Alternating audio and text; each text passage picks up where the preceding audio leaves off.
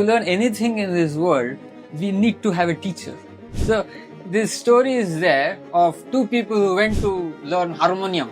I know a lot about harmonium, but I want just to tweak my knowledge a little. I want to become a pro.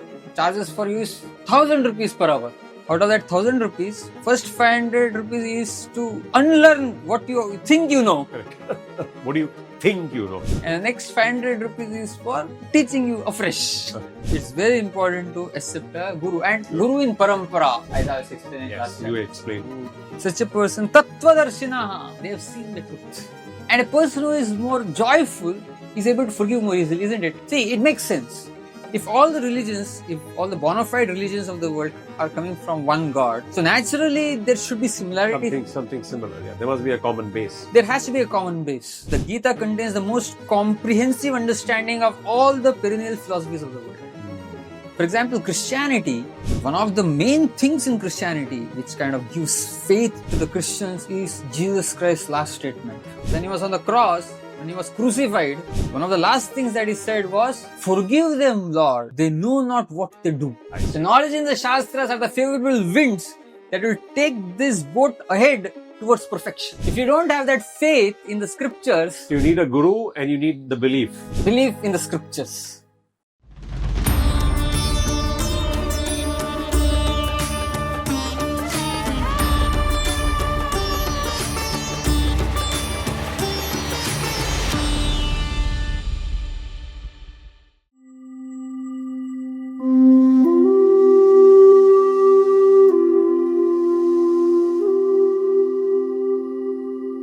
Morning, Prabhuji.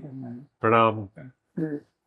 So we continue with our chapter 4 discussions, and last time we ended with the karma, vikarma, akarma, and we briefly again touched upon the sacrifice aspects arising out of yajna. And we just about started that verse on why a guru is required. Right? So over to you, Prabhuji. Yes. So Krishna, he says, this is the 34th verse of the 4th chapter, arguably one of the most important verses in the Bhagavad Gita. Oh, is it? I see. Yes. So he says, Tadvidhi pranipatena pariprashnena sevaya upadekshanti te jnanam jnaninas tattvadarshinaha. So, see, contextually, Krishna has explained the path of enlightenment in this particular chapter through yajnas, through different kinds of yajnas that one performs. And then how, through awakening of knowledge, one is able to stick to akarma rather than, getting entangled in karma or vikarma. Correct. This entire process can sound very overwhelming.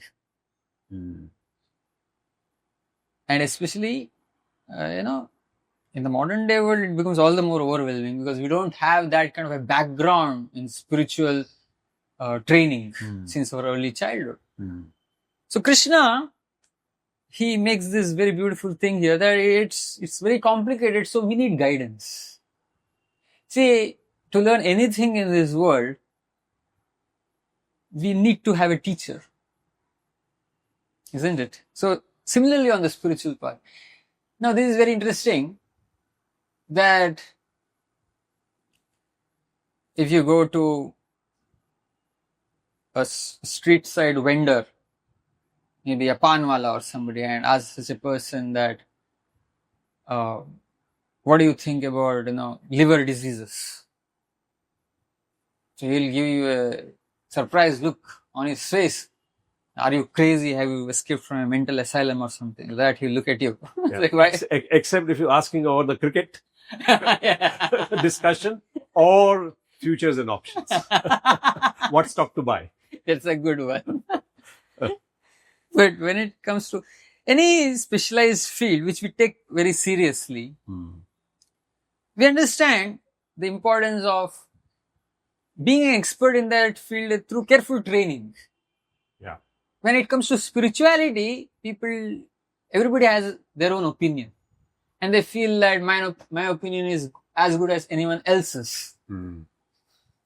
But even on the path of spirituality, obviously, if we have to understand things in proper perspective as it is, then we need to approach a guru.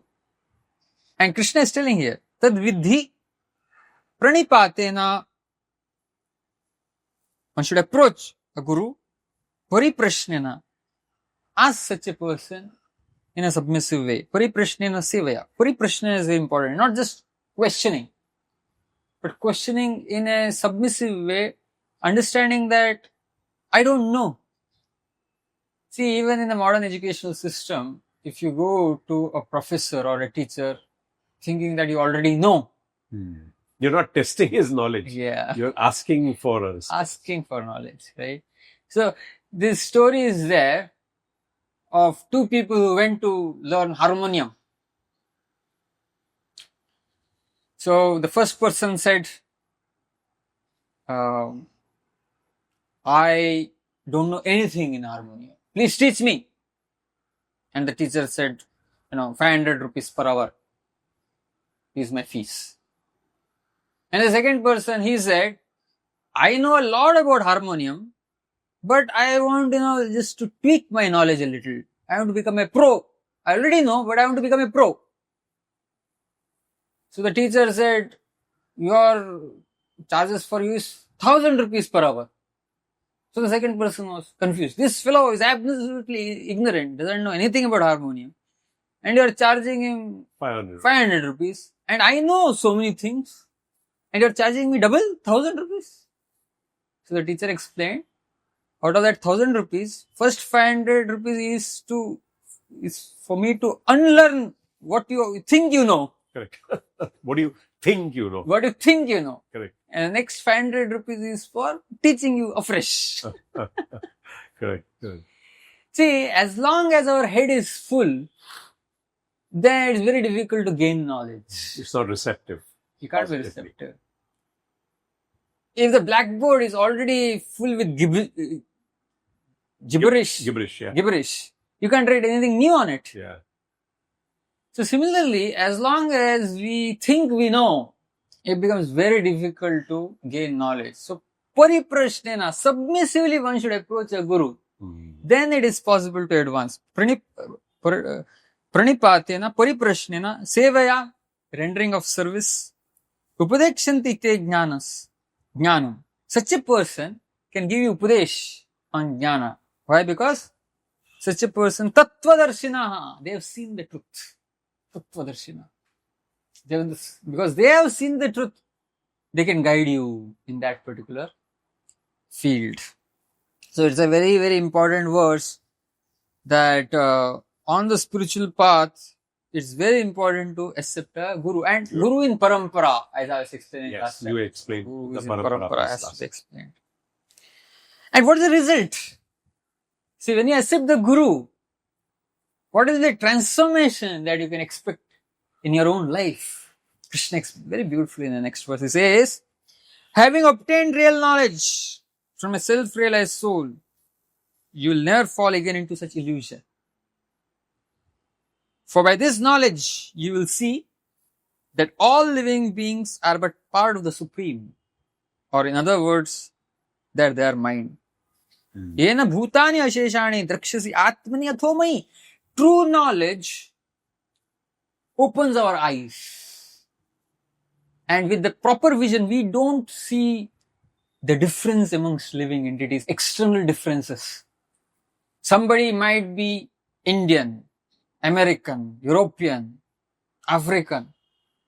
But a truly knowledgeable person is somebody who sees that beyond the externals, beyond the external bodies, beyond the external, nuances of the emotions of the mind, deep within is the same spirit soul who is part and parcel of God. This is a sign of true knowledge. Correct? Not just amongst human beings, but even when it comes to plants, animals, etc. Ultimately, everybody is spiritual. But this is spiritual knowledge, transcendental knowledge. Spiritual knowledge is knowledge through which you are able to see the spirit. And if you are truly able to see the spirit, you will see the common thread amongst all living entities. And in such a person's heart, there cannot be any hatred. I see. Because such a person understands that the external differences are only superficial. Just yesterday, I was speaking in a class and I was making this point that, forgiveness is a very difficult thing. One of the hardest things to do is forgiveness. See, we might try our best, but actually forgive somebody from the heart is very difficult. Right. It's one of the hardest things to do is to forgive. You might forget an incident or an action, but it's very difficult to forgive the action. So forgiveness can arise completely only in a person who is seeing the spiritual aspect of people. See, it occurs in two ways. See, ultimately you understand when you have this spiritual understanding, when you have this spiritual knowledge, you can understand that ultimately everybody is part and parcel of God. And because I am trying to love God, how can I try to love God while hating His parts and parcels? That's how forgiveness comes more easily. Okay. And when we advance on the spiritual path, inherently, through advancement on the spiritual path, we experience a kind of joy from within. And a person who is more joyful is able to forgive more easily, isn't it? I was giving an example that suppose you are in a party and you are in a very good mood. You are very happy. Truly happy. At that time, maybe a waiter by mistake spills something on your shirt.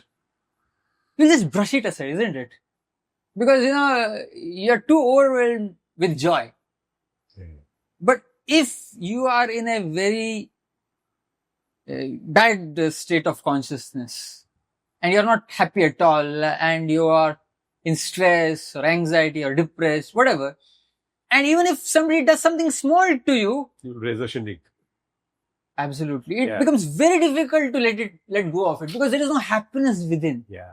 Actually, if you think about it, forgiveness is essentially another form of sacrifice. Isn't it? Selfless sacrifice. Yes.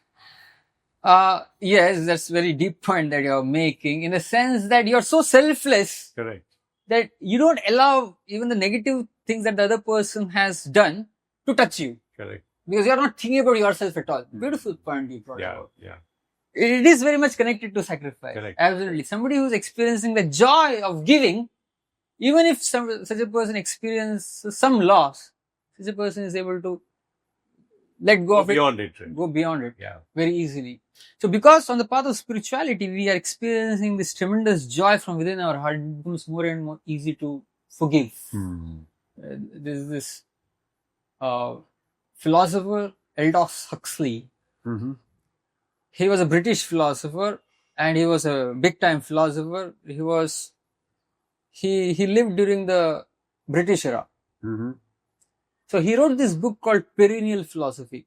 So his point was all the major philosophies and religions of this world have certain common underlying themes. See, it makes sense.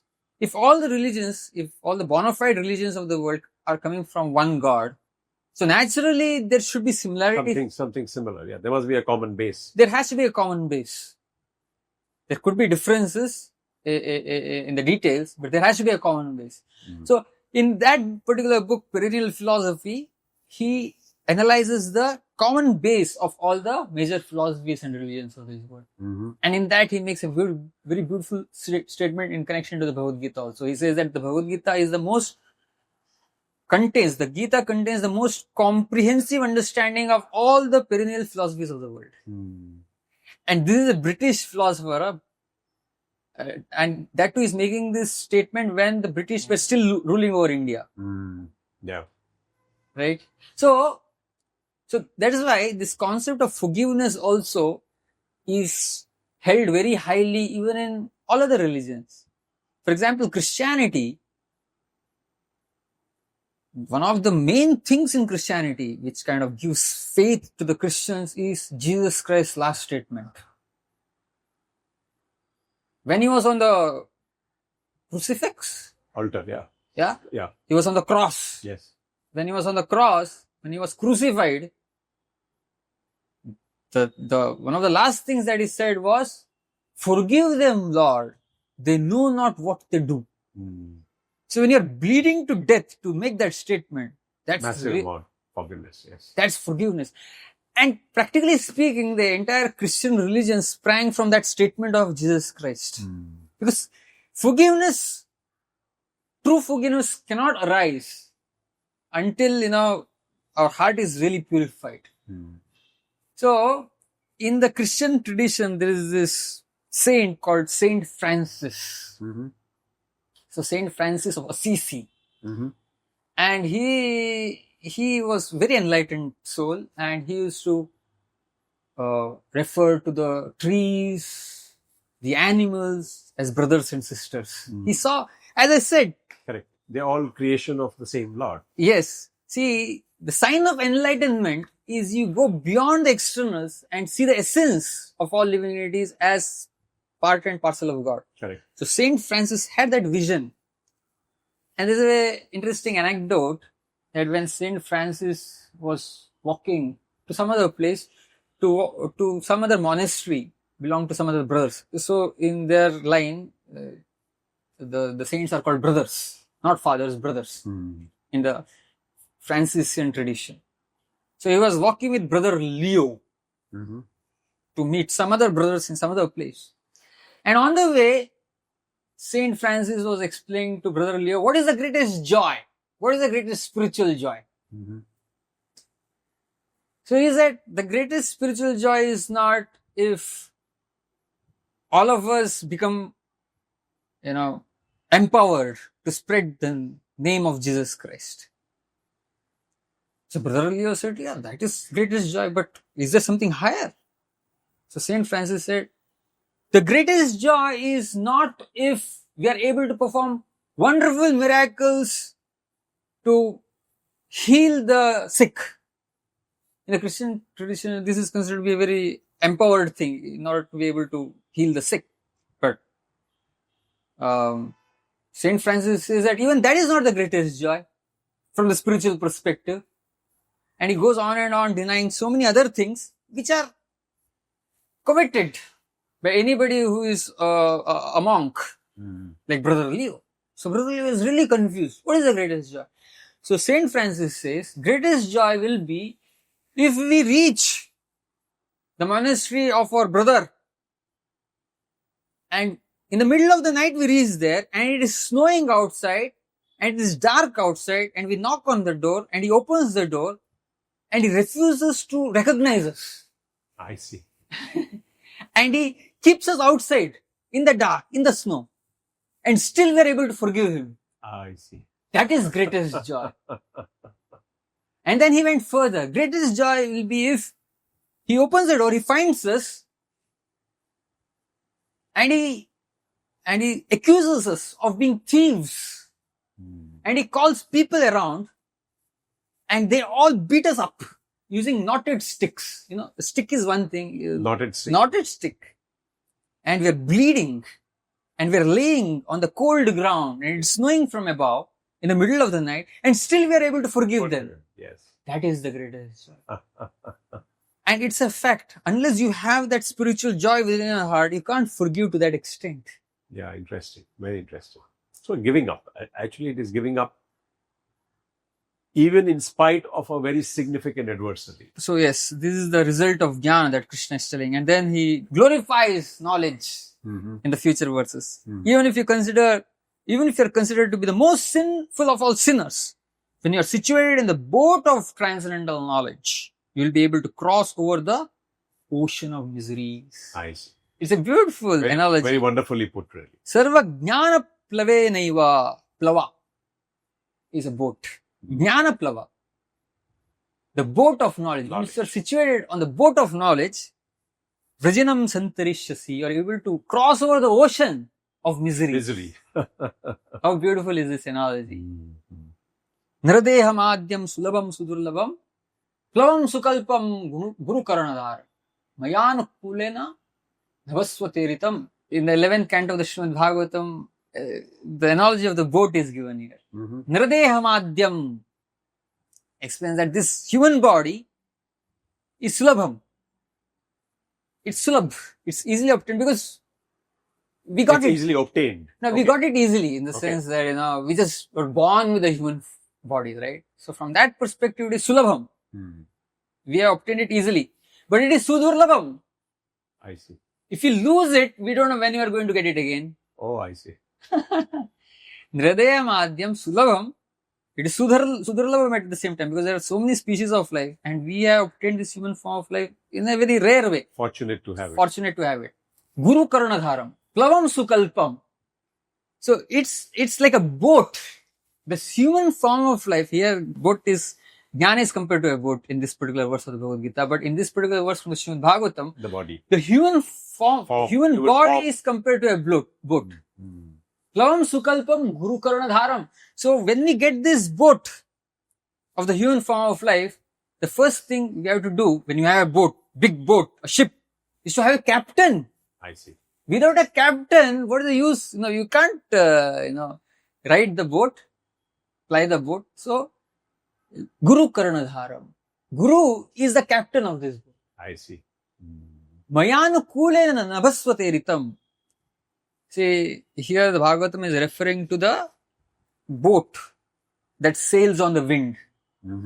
So, the favorable winds that take the boat forward are compared to the Shastras. I see. The knowledge in the Shastras are the favorable winds that will take this boat ahead towards perfection. I see. Mayanukulena nabhasvate. And somebody who doesn't make use of this boat to cross over the ocean of miseries, such a person is committing suicide knowingly, is explained in the Srimad Bhagavatam. Right? Very subtle and interesting. Very interesting, isn't it? And then Krishna, he gives another example. As a blazing fire turns firewood to ashes, so Arjuna, so does the fire of knowledge burn to ashes all reactions to material activities. In this world, there is nothing so sublime and pure as transcendental knowledge. Such knowledge is the mature fruit of all mysticism. And one who has become accomplished in the practice of devotional service enjoys this knowledge within himself in due course of time.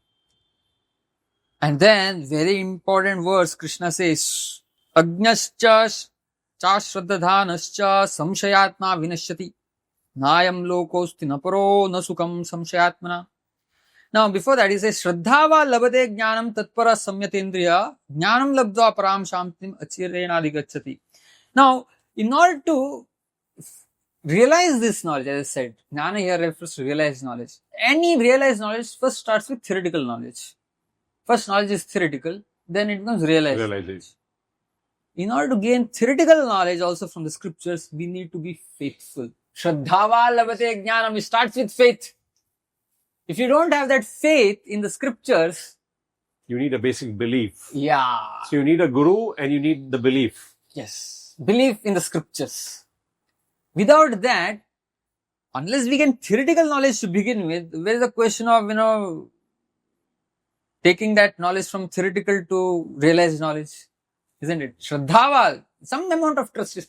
See, in this world, suddenly to put a lot of trust in anybody is foolishness also. See, we are going to come to next verse here. He says, Ajnascha cha shraddadhanascha samshayatma vinashati nayam lokosti napuro nasukam samshayatmana. But ignorant and faithless person who doubt the revealed scriptures do not attain God consciousness. They fall down. For the doubting soul, there is happiness neither in this world nor in the next. Nayam lokosti napuro nasukam samshayatmana. So, samshaya, it's a sign of intelligence. In the Srimad Bhagavatam, there is this beautiful verse which explains the characteristics of intelligence. Samshayo atha viparyaso nishchaya spritirevacha shwapa iti uchyate buddhe. It's explained. So the first symptom or characteristic of intelligence is samshaya, doubt. Questioning. Why? Why? Yeah. See, it's like The ability to question. Yes. A simpleton will accept whatever you tell him or her. Sign of intelligence is You tell something and they will think, are you really telling the right thing or not? Like doubting. You're questioning that guy. Questioning. Yes. Maybe questioning the guy, or sometimes questioning what that person is saying, or at least Yes. applying your mind to whether it makes sense or not. Samshaya. An intelligent person is going to doubt. So a lot of times people feel that scriptures are dogmatic and you are expected to accept things blindly. But the interesting thing here is the Srimad Bhagavatam. It points to samshaya as the first characteristic of intelligence. So intelligent person is expected to doubt. But the point here is an intelligent person is not expected only to doubt. So after you doubt, what's the follow-up of that doubt? Samshaya or viparyaso. Viparyaso means you analyze the doubt. You analyze whether my doubt is valid or not. Or I'm just doubting just like, or is it really valid? So analyze. Samshaya or viparyaso. And then nishchaya, you come to a conclusion. After analysis, you're you come not hanging. Yes. You can just remain hanging at the level of doubting and analysis. Correct. See, eventually you have to come to a conclusion. It should not be analysis paralysis. Analysis paralysis. So there is this story of a centipede. So centipede, it has 100 legs. And the centipede used to, when the music was played, it used to dance very nicely. Somebody asked the centipede, how you are able to dance so nicely with your 100 legs when the music is played? So the centipede started analyzing that when the music is played, I lift my 4th foot first, and then the 24th foot, and then the 44th, and I started analyzing and it forgot how to dance. So this is paralysis by analysis. Yeah. See, oftentimes in this world, people are expert in doubting, but they don't follow up that doubt through analysis. And more importantly, you have to come to a conclusion. Conclusion. Indefinitely, if you go on doubting and analyzing, what is the use of your doubting and analyzing? See, it's good to doubt. It's important to doubt. It's important to doubt. It's a sign of, like you said, intelligence. Yes. But it's equally important to analyze. So, some people, because we have not been exposed to the scriptures since our early childhood, most of the people in the modern day world. So it's natural to doubt a little. Doubt to arise when we come across scriptural knowledge. And that's a sign of intelligence. But then, are you willing to spend time and energy to dig deeper? Yeah. To actually analyze it. And then come to a conclusion. That's very important. So, samshaya atha viparyaso and nishchaya. And then smriti. Smriti is memory. Once you're through this entire analysis, you remember this for future reference. So that you don't end up doubting the same thing over and over again. All over again. Because it's at the back of your mind. So Krishna is telling here that one thing is to have no knowledge of the scriptures at all. You don't have access to such knowledge at all. That is one thing. But worse than that is to become samshayati. If you have no access, that's a different thing. But despite having access to it, you're only stuck in doubt. Yeah. No, what is suspicious? You're just suspicious. You're not coming out of the suspicion. Not coming out of the suspicion. So, samshayatma means a person who is stuck in samshaya only. Such a person is not intelligent. Such a person is half intelligent. Half intelligence is more dangerous than full ignorance. I agree. Either you become fully intelligent. See, in the modern day world, one of the things is people are they have a lot of ego regarding their intelligence. Isn't it? There's a story that, somebody who was like a daily wage worker doesn't know how to count money. But then, he is receiving his daily wage from the boss. And one of those days he tells the boss, पैसा गिनना नहीं आता, पर कम दिया तो समझ में आ जाता है. See, I don't think I am ignorant. I am smart. I can understand. Even though I don't know to count, I can understand when you give me less money. So the point here is, this is a universal truth in the modern world. Everybody thinks they are intelligent. But if you are truly intelligent, we need to go through this entire cycle of after doubting, Analyzing, coming to arriving the at- conclusion, and remembering it then thereafter forever. remembering it thereafter. And when we follow that approach, then we will be able to use this human form of life in the optimal way. Correct?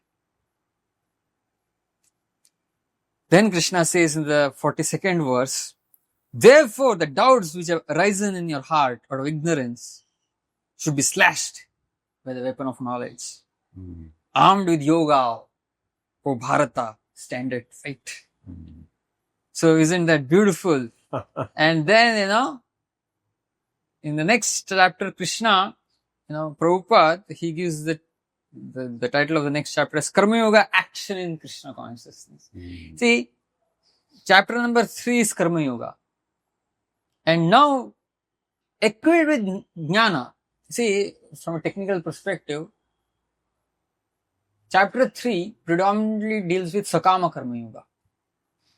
So, Sakama Karma Yoga, when we advance on the path of Sakama Karma Yoga, I think we had explained previously also. Yes. We still have desires and we practice Karma Yoga. Karma Yoga in practice is Sakama Karma Yoga.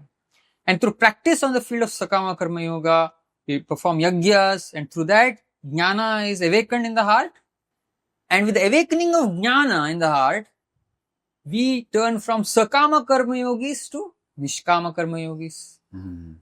Sakama Karma Yogis are Karma Yogis in practice. Nishkama Karma Yogis are Karma Yogis in perfection. So, third chapter is Karma Yoga in practice. Fourth chapter is Jnana, awakening of Jnana. And the fifth chapter is Practice. Karma Yoga in perfection. Perfectly. So, the fifth chapter is Karma Yoga in perfection. And that we are going to discuss next time. Okay. So, friends, which mode are you in? Prabhuji mentioned about the 4 modes. If you are intelligent, if you're ignorant, nothing matters really. Don't worry about it. But if you're intelligent, the doubt phase has to be in the analysis phase. So I guess I'm just about graduating to the analysis phase. Oh, that's very nice. Prabhuji, Thank thank you. you. Thank you. Thank you.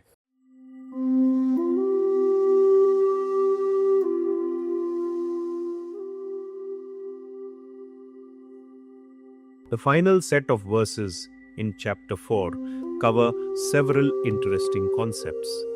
We first understand the need for a guru. Spirituality is a specialized field, and processes like akarma can sound overwhelming. A guru is someone who has seen the truth and can hence guide us. However, we need to seek knowledge from the guru in a submissive and respectful way. And, of course, we should seek a guru in Parampara. Krishna then explains the transformation which you can hope to get in your life through this process. You experience inner joy and you see all living beings as part of the Supreme. True knowledge opens our eyes and we don't fall for external differences. We learn to forgive from the heart. It is very important for us to approach seeking knowledge of the scriptures with certain degree of faith and belief. Krishna explains that if you have no access to the scriptures, it is understandable. But if you do have access, don't just keep doubting them. An intelligent person goes through the 4 processes of doubting, analyzing, concluding, and finally storing it in memory for future reference. He doesn't get caught in analysis paralysis endlessly.